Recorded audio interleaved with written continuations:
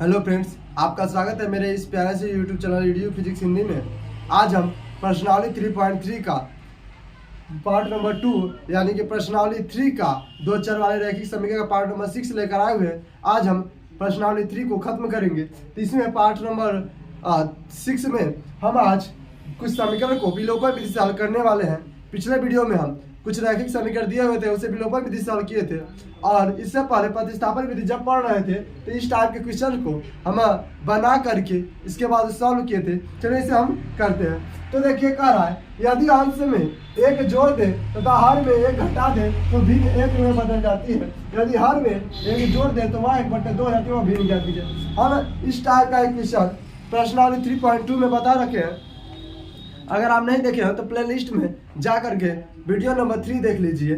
ठीक है, चलिए अब देखते हैं।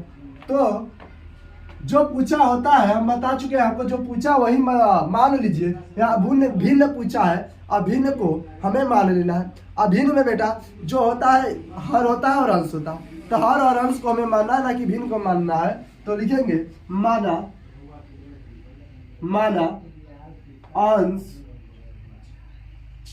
x तथा हर y। अब हम अंश और हर को मान लिए हैं तो साथ में भिन्न को भी जान लेते हैं क्या होगा। अतः भिन्न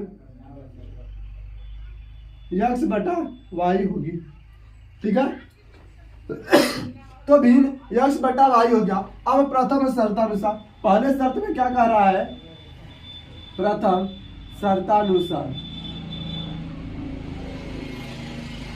तो प्रथम शर्तानुसार यानी पहले शर्त में कह रहा है कि यदि हम अंश में एक जोड़ दें तो भिन्न क्या थी, भिन्न थी x बटा y। और कह रहा है अंश में एक जोड़ दे यानी भिन्न का जो अंश है x में हम क्या करेंगे, एक को जोड़ देंगे, जोड़ दे तथा हर में से घटा दे। हर क्या है, हर y है, हर में से एक को हम घटा दिए दे तो भिन्न एक में बदल जाती है, यानी बराबर कितना आता है 1/1 कर सकते हैं। अब यहाँ से हम क्रॉस मल्टीप्लाई कराएंगे तो क्या होगा, x + 1 = y - 1। पश्चांतर करेंगे तो x - y = -1 तो x - y = -2, इक्वेशन नंबर 1। आई बात समझ में। अब उसी प्रकार से द्वितीय शर्त में देख लेते हैं, यानी लिखेंगे द्वितीय शर्तानुसार। तो द्वितीय शर्तानुसार दूसरे शर्त में क्या कह रहा है कि यदि हर में एक जोड़ दे, यानी हमारा भिन्न था x बटा y। कह रहा है कि यदि हर में एक जोड़ दे तो हर क्या है, y है, y में एक जोड़ दे तो भिन्न क्या हो जाता है, भिन्न 1/2 हो जाता है, 1/2। त्रिकी गुणा कराएंगे तो 2x = y + 1। ठीक है, अब क्या करेंगे, पश्चांतर करेंगे तो 2x - y = कितना आएगा, 1, समीकरण नंबर 2। ठीक है, अब समीकरण 1 और 2 को देखिए कि y दोनों में है लेकिन चिन्ह भी समान है। जब संख्या समान चिन्ह भी समान है तो हम बताए थे आपको क्या करना है, हमको जोड़ना है। हमें यहाँ पर y को खत्म करना है और y का जो संख्या है y है, एक y है दोनों में और दोनों में माइनस है। यहाँ पर क्या करेंगे, हम घटा देंगे। तो लिखेंगे समीकरण 2 में से समीकरण 1 को घटाने पर, तो बेटा समीकरण 2 जो है 2x - y = 1 और समीकरण 1 क्या है, x - y = -2। घटाना है तो चिन्ह क्या करेंगे, बदल देंगे। तो y से y कट हो जाएगा और 2x से x कट का सब्ट्रैक्ट करेंगे तो कितना आएगा, x = 3, यानी कि x बराबर कितना आया, 3। ठीक है, x बराबर 3। अब क्या करेंगे, x का मान समीकरण 1 में रख देंगे, लिखेंगे x बराबर 3 समीकरण 1 में रखने पर समीकरण 1 क्या है, x - y = -2। x का मान 3 है, 3 माइनस वाई बराबर -2, 75 करेंगे -y बराबर -2 -3, तो -y इक्वल -5, माइनस से माइनस दोनों कट जाएगा, y इक्वल आएगा 5। अब यहाँ से लिखेंगे x और y का मान पता चल गया, लिखेंगे अतः वह भिन्न क्या होगी, x बटा y यानी कि 3/5 होगी। ठीक है, ये हो गया आपका आंसर। ठीक है, अब क्वेश्चन नंबर 2 को देखते हैं। क्वेश्चन नंबर 2 में कह रहा है 5 वर्ष पूर्व नूरी की आयु सोनू की आयु की 3 गुनी थी। 10 वर्ष पश्चात नूरी की आयु सोनू की आयु की 2 गुनी हो जाएगी। नूरी और सोनू की आयु ज्ञात कीजिए, आयु कितनी है। तो देखिए यहाँ पर हम आपको फिर से याद दिला दे कि आपको हम बता चुके हैं कि जो पूछा हो उसी को हमें मानना होता है। तो पूछा है नूरी और सोनू की आयु, यानी कि नूरी और सोनू की वर्तमान आयु पूछ रहा है, तो लिखेंगे माना नूरी की वर्तमान आयु x वर्ष तथा सोनू की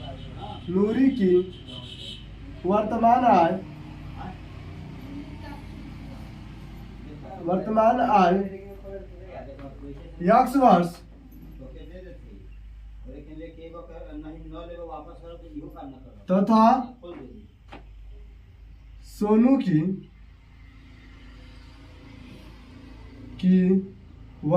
आयु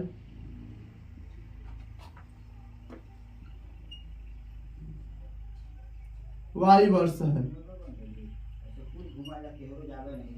ठीक है, माना नूरी की वर्तमान आयु x वर्ष तथा सोनू की वर्तमान आयु y वर्ष है। चलिए इसे सॉल्व करते हैं। तो देखिए इसमें भी 2 शर्त है। तो प्रथम शर्तानुसार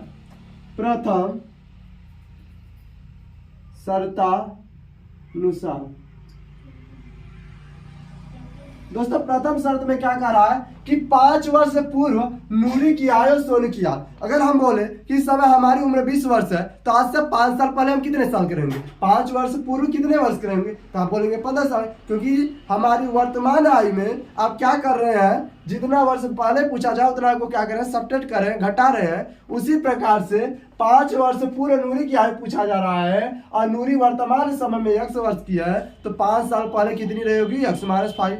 तो लिखेंगे 5 वर्ष पूर्व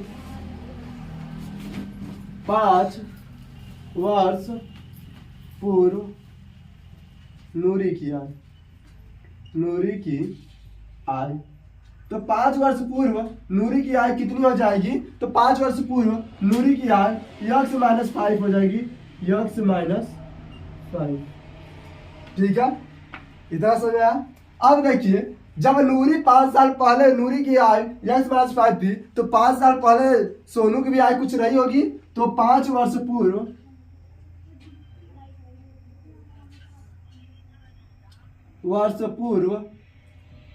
सोनू की आयु,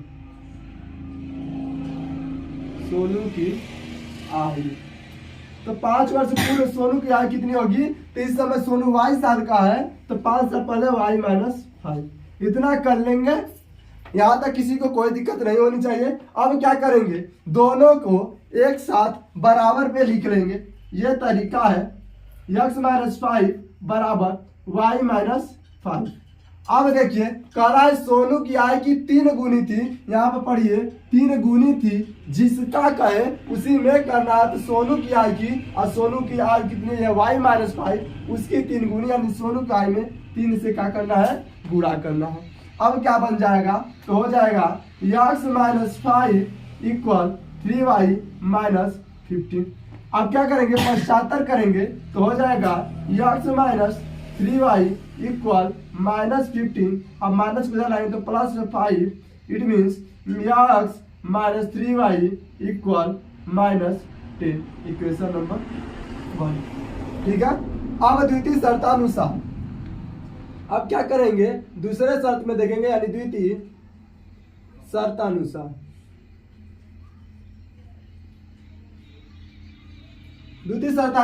दूसरे शर्त में कह रहा है कि 10 वर्ष पश्चात नूरी की आयु सोनू की आयु की 2 गुनी थी। तो 10 वर्ष पश्चात की बात किया जा रहा है, तो लिखेंगे 10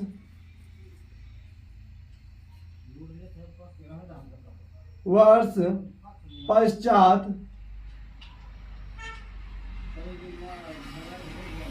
नूरी की आयु। 10 वर्ष पश्चात नूरी की आयु, तो 10 वर्ष पश्चात नूरी की आयु कितनी हो जाएगी? तो बाद की बात कर रही है, यानी आने वाले समय, इन फ्यूचर। तो नूरी इस समय 1 साल की है, 10 साल बाद कितनी हो जाएगी? x + 10। तो 10 साल की बढ़ेगी नूरी, तो सोनू भी तो बढ़ेगी। तो 10 वर्ष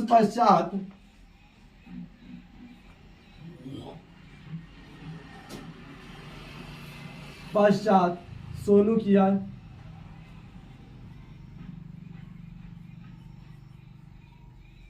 सोनू की आयु कितनी हो जाएगी? y + 10। ठीक है। अब क्या होगा कि दोनों को फिर बराबर लिख लेंगे, जैसे हम आपको बताए थे, x + 10 = y + 10। अब जिसमें होगा उसी में करेंगे। तो कह रहा है नूरी की आय सोनू की आय की 2 गुनी हो जाएगी, यानी सोनू की आय में 2 से क्या करना है? गुणा कर देना है। अब क्या हो जाएगा? x + 10 = 2y + 20। ठीक है। आगे क्या होगा? तो देखिए, जब पश्चांतर करेंगे तो x - 2y = 20 था ही, और 10 को जब बराबर इस तरह लाएंगे तो -10, it means x - 2y = 10। Equation number 2। Equation 1 में x है, इक्वेशन 2 में भी x है, दोनों सब सेम चिन्ह के हैं, इसलिए आपस में क्या कर देंगे? घटा देंगे। लिखेंगे समीकरण 1 में से समीकरण 2 घटाने पर तो समीकरण 1 में से समीकरण 2 घटाने पर, तो समीकरण 1 क्या है?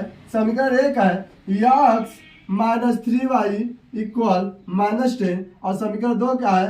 x - 2y = 10। घटाना है तो चिन्ह क्या हो जाएगा? बदल जाएगा, यानी कि x खत्म हो जाएगा। यहाँ पर y - y = -20, माइनस कट जाएगा, y = 20, यानी कि y का मान 20 आया था। हम कह सकते हैं कि सोनू की वर्तमान आयु कितनी है? 20 साल की है। तो 20 साल का सोनू का, तो नूरी कितने साल की होगी? तो y = 20। समीकरण 1 में रख दे, तो समीकरण 1 में रखने पर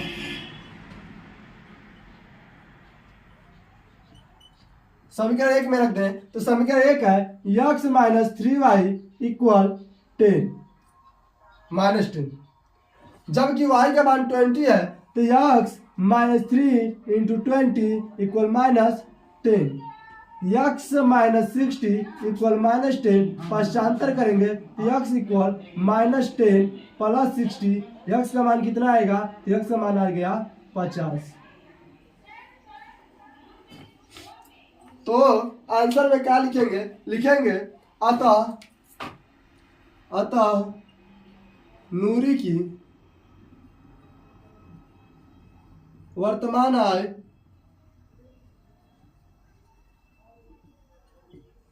50 वर्ष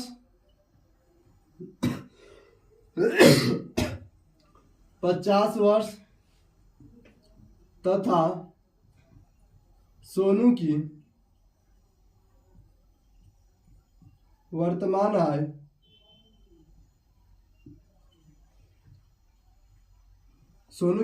आयु कितनी हो जाएगी? 20 वर्ष 20 वर्ष होगी। ठीक है। प्रश्न नंबर 2 का तीसरा क्वेश्चन कह रहा है कि 2 अंकों की संख्या के अंकों का योग 9 है। इस संख्या का 9 गुना संख्या के अंकों को पलटने से बनी संख्या का 2 गुना है, वह संख्या ज्ञात कीजिए। देखिए दोस्तों, ये जो क्वेश्चन है, ये बोर्ड की दृष्टि से बहुत ही महत्वपूर्ण क्वेश्चन है। एक ये क्वेश्चन है, और एक क्वेश्चन आपके एग्जाम्पल में दिया है कि संख्याओं के 2 अंकों की एक संख्या है और संख्या के पलटने से बनी संख्या का योग जो है 66। इस टाइप का क्वेश्चन है, उसे आप देख लीजिएगा। इसे हम बता देते हैं वो एग्जाम्पल में। अगर नहीं समझ आता है तो कमेंट में आप कमेंट करिएगा, उस क्वेश्चन को भी हम करा देंगे। चलिए सवाल को करते हैं। तो इससे पहले हम आपको कुछ समझा रहे हैं, उससे ध्यान से सुनिएगा। तो देखिए, संख्या क्या होती है और अंक क्या होते हैं। जो संख्या होती है कुछ दो अंकों से मिलकर बनती है, यानी 35, 34 और 3 अंकों की भी संख्या हो सकती है 345। ठीक है, तो ये जो होती है संख्याएं जो है अंकों से मिलकर बनी होती है, और इसमें जो अंक होते हैं इन्हें क्या कहते हैं, जो डिजिट होते हैं 3, 5, ये क्या है, अंक है। जो पीछे होता है इसे हम कहते हैं इकाई, और ये क्या है, दहाई। ठीक है, आई बात समझ में। तो इकाई है और दहाई है। और क्या होता है, इकाई में जो होता है दोस्तों 1 से गुणा होता है और दहाई में 10 से गुणा होता है। यानी कि इकाई जैसे अगर कोई संख्या ले 35, तो 35 में 5 जो है ये इसमें 1 से गुणा हुआ है 5 × 1, 5 × 1, और दहाई में 10 से गुणा हुआ है 3 × 10। आई बात समझ में। यानी कि जो संख्या है अंकों से मिलकर बनी है, जो इकाई है और दहाई है। तो यहाँ पर हम संख्या को न मान के इकाई और दहाई को क्या करेंगे, मानेंगे। ठीक है,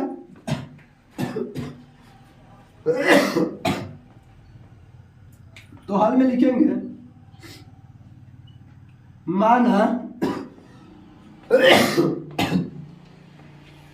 माना इकाई यक्स तथा दहाई वाई। इकाई यक्स तथा दहाई वाई। आई बात समझ में। अब इकाई यक्स हो गई, दहाई वाई हो गई, तो संख्या क्या हो जाएगी,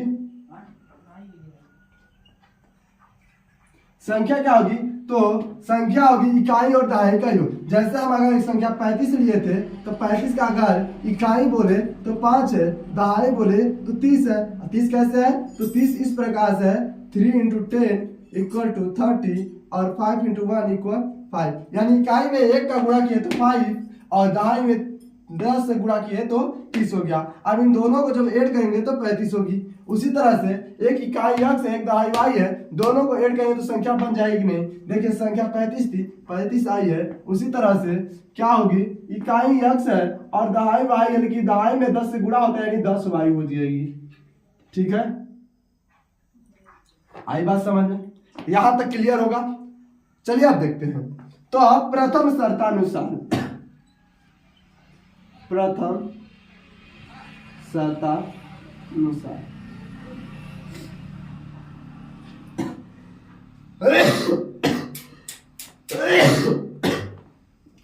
तो प्रथम शर्तानुसार क्या होगा दोस्तों, तो प्रथम शर्त के अनुसार कह रहा है 2 अंकों की संख्या, 2 अंकों की संख्या है, अंक है 3 और 5। यहाँ पर अंक क्या है, यक्स और वाई का योग 9 है, यानी अंक है यक्स और वाई, इनका योग जो है यक्स + वाई = 9, इक्वेशन नंबर 1।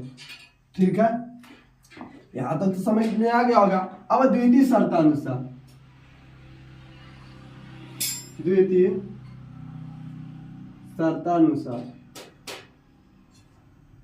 तो दोस्तों दूसरे शर्त में क्या कह रहा है, दूसरे शर्त में कह रहा है इस संख्या का 9 गुना, किस संख्या का, जो संख्या दिया हुआ है बनाए हैं, इस संख्या का 9 गुना, यानी x + 10y का 9 गुना बराबर।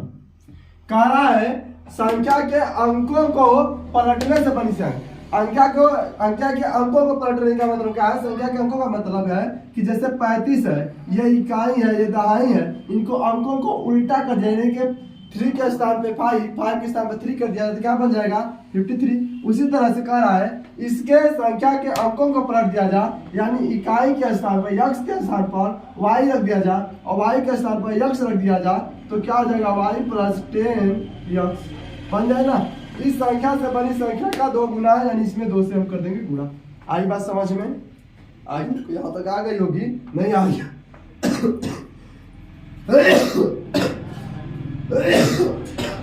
शायद दोस्तों काफी हो गई है, मैनेज कर लीजिएगा। अब देखिए जब 9 का x से मल्टीप्लाई कराएंगे तो 9x + 90y = 2y + 20x। ठीक है, यहां से आप पश्चांतर करेंगे तो x को x के साइड और y को y की साइड कर देंगे, तो 9x - 20 एक्स बराबर 2y माइनस 90y। सब्ट्रैक्ट करेंगे तो 11x इक्वल माइनस 88y। दोस्तों माइनस से माइनस कट जाएगा, यानी 11 से 88 को काटेंगे एक टाइम, x इक्वल 8y।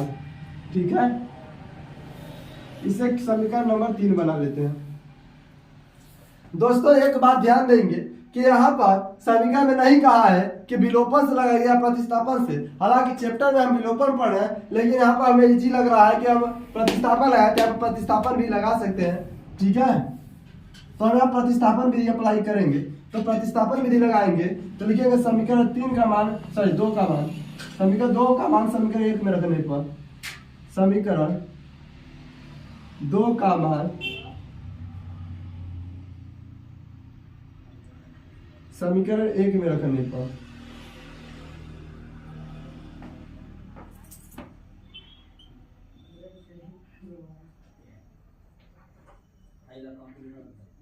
ठीक है। तो समीकरण 1 क्या है? समीकरण 1 है x प्लस वाई इक्वल 9। अब x की वैल्यू है 8y और प्लस वाई इक्वल 9, तो 9y इक्वल 9, y इक्वल कितना आ गया दोस्तों? 1। ठीक है, y की वैल्यू 1 आ गई, तो y इक्वल 1 समीकरण 2 में रखने पर y बराबर 1 समीकरण 2 में रखने पर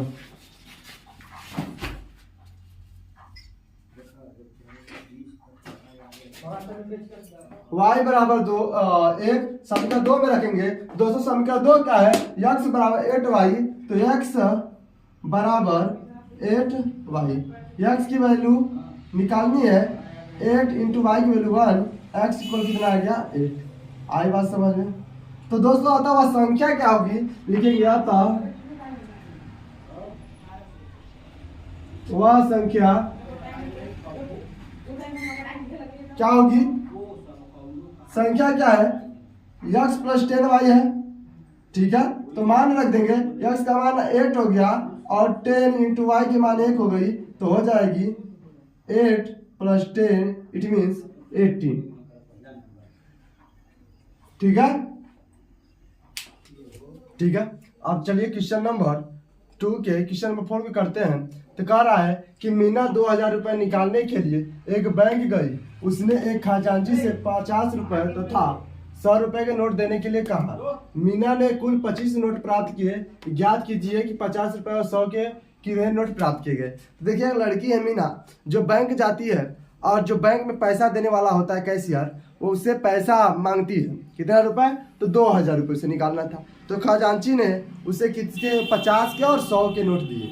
50 रुपए के और 100 के नोट दिए, कुल 25 नोट दिए। तो बताइए कि 50 रुपए के उसके पास कितने नोट थे और 100 रुपए के कितने नोट थे। तो जो पूछता है उसी को हम मान लेते हैं। तो हल में क्या करेंगे? हल में करेंगे माना रुपए 50 के x नोट तथा रुपए 100 के y नोट है। ठीक है, अब ये हो गया। चलिए प्रथम शर्त में, प्रथम शर्तानुसार। तो दोस्तों प्रथम शर्त में क्या कह रहा है? कह रहा है कि 2000 रुपये निकालने के लिए गए, उसने खजांची से 50 रुपए तथा 100 रुपए के नोट प्राप्त किए। कितने कितने के? 50 के और 100 के। हम बोले आपको 50 के हम नोट देते हैं कुछ 2 नोट। ठीक है, ये संख्या है। क्या है? संख्या है। और 100 के 2 नोट देते हैं, तो आपके पास कितने रुपए होंगे? तो कितने हो जाएंगे? 200 रुपये हो जाएगा, 200 रुपये, यानी टोटल 300 रुपये हो जाएगा। तो क्या करें? नोटों की संख्या को रुपए में गुणा कर रहे हैं। उसी तरह से क्या कर रही है कि 50 के नोट लेते हैं, तो 50 के कितने नोट लिए हैं? मान लिए हैं x, तो 50 x हो जाएगा। और 100 के कितने नोट लिए हैं? तो 100 के नोट लिए हैं y, तो 100 नोट हो गया। अब कुल कितना रुपया हो जा रहा है? 2000 रुपये। तो इसको समीकरण 1 बना देंगे। इसको भी नहीं करेंगे समीकरण 1। आई बात? 50 रुपए के x नोट, 100 रुपए का y नोट, पूरा 2000 रुपये हो रहे हैं। दोनों से 50 को कॉमन ले लेंगे। तो 50 से जब कॉमन लेंगे, यानी 50 से भाग दे देंगे, तो क्या हो जाएगा? x प्लस 2y प्लस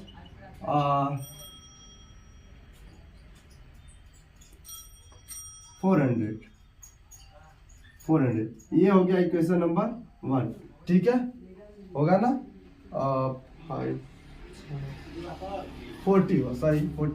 40 में जब एक बार लेट्स चेक, 40 में जब हम 50 से मल्टीप्लाई कराएंगे तो हो जाएगा 2000। ठीक है, अब चलिए आगे चलते हैं। तो ये समीकरण 1 समझ में आया। अब चलते हैं द्वितीय शर्तानुसार। द्वितीय शर्तानुसार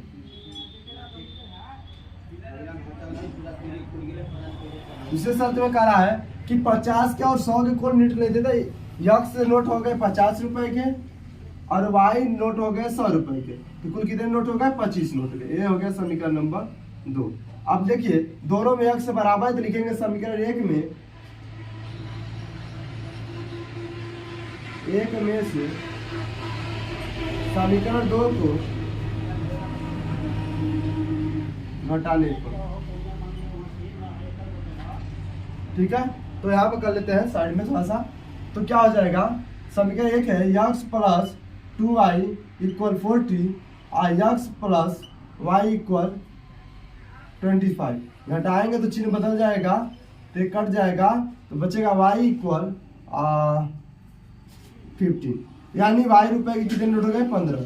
तो y बराबर 15 समीकरण 1 में रख देते हैं। समीकरण 1 में नहीं 2 में रखते हैं, किसी में रखेंगे जरूरत नहीं आएगा, लेकिन हम 2 में रख देते हैं। तो क्या हो जाएगा, x plus y equal 25। X का मान वाई का मान 15 है तो 25, यानी कि यक्स बराबर कितने आ गया? 10। अतः रुपए 50 के 10 नोट तथा रुपए 100 के 15 नोट। ठीक है, देखिएगा इस क्वेश्चन में किराए पर पुस्तक देने वाले किसी पुस्तकालय का प्रथम 3 दिनों का नियत किराया है। क्वेश्चन में जो क्या कर रहा है, क्वेश्चन कर रहा है कि कोई एक लाइब्रेरियन है, पुस्तकालय वाला है, जो किताबों को किराए पर देता है, भाड़े पर देता है। तो 3 दिन का जो भाड़ा है नियत है, मान लीजिए 5 रुपए 6 रुपए जो होगा, 3 दिन के लिए वो उतना ही लगेगा। इसके बाद अधिक दिन जितना रखेंगे उस दिन का हमें अलग से पे करना पड़ेगा। भाई तो अगर हम आपको कहें कि आपको हम ये पेन जो है आपको हम 3 दिन के लिए 10 रुपए में दे रहे हैं।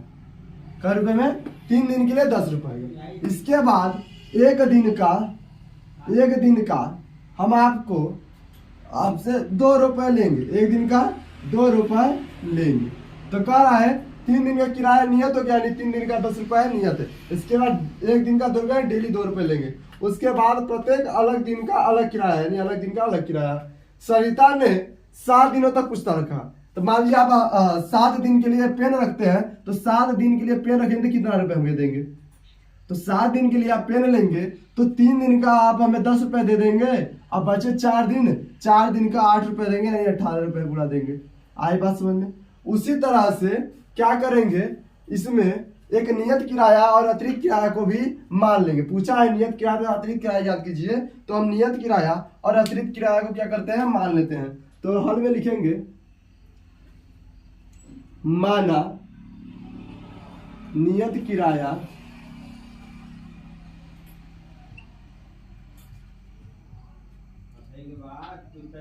रुपये अक्ष तथा अतिरिक्त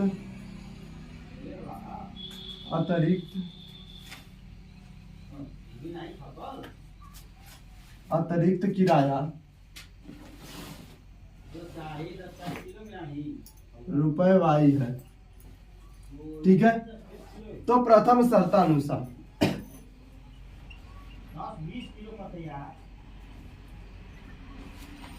तो पहले शर्त में क्या कह रहा है, प्रथम शर्तानुसार पहले शर्त में कह रहा है कि सरिता ने 7 दिनों के लिए किताब रखा। सरिता कितने दिन के लिए किताब रखी? 7 दिन के लिए। 3 दिन का कितना रुपए दी? 3 दिन का नियत किराया कितना है? 1 रुपया, यानी 3 दिन का है तो 1 रुपया हो गया। अब अच्छा यहाँ पे मान लीजिए कि माना 3 दिन का नियत किराया, माना 3 दिन का, माना 3 दिन का नियत किराया 100 रुपये है, तो 3 दिन का 100 रुपये दे दी, बचा 4 दिन, 4 दिन का 4 रुपये देगी, और टोटल कितना रुपए दे रही है, तो टोटल रुपए दे रही है आपकी 27। यानी लिखेंगे कि x प्लस 4y इक्वल 27 समीकरण नंबर 1। आई बात समझ में। अब द्वितीय शर्तानुसार,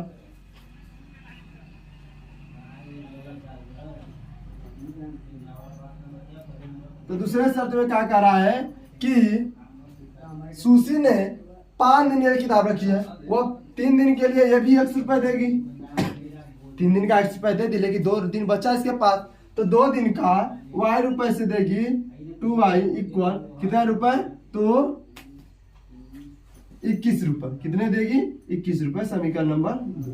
आई बात समझ में यहाँ तक। अब दोनों समीकरण में x जो है बराबर है, यानी समीकरण 1 में से समीकरण 2 घटा देंगे, तो लिखेंगे समीकरण 1 में से समीकरण 2 घटाने पर,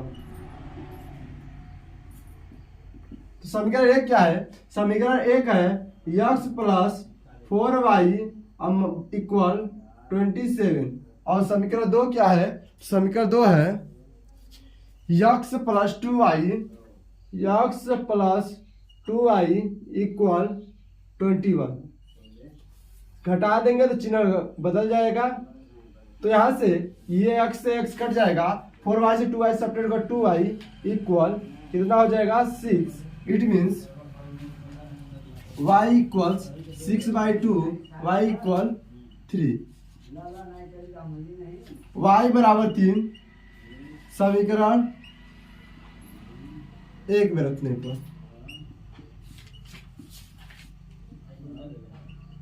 आप किसी भी समीकरण में मान रख सकते हैं, आंसर बराबर आएगा। तो समीकरण 1 क्या है, समीकरण 1 है x प्लस 4y इक्वल 27।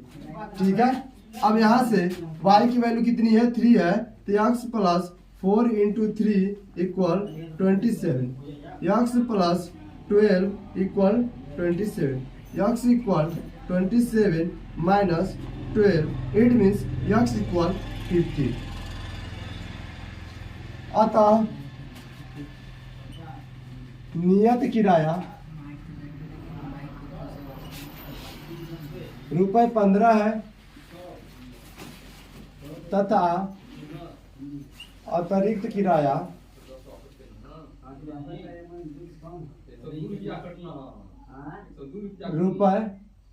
₹3 है। ठीक है, आज यह प्रश्नावली समाप्त हुई, यानी कि प्रश्नावली 2 और 3 हम लोग खत्म कर चुके हैं। अब प्रश्नावली 6 को हम शुरू करेंगे।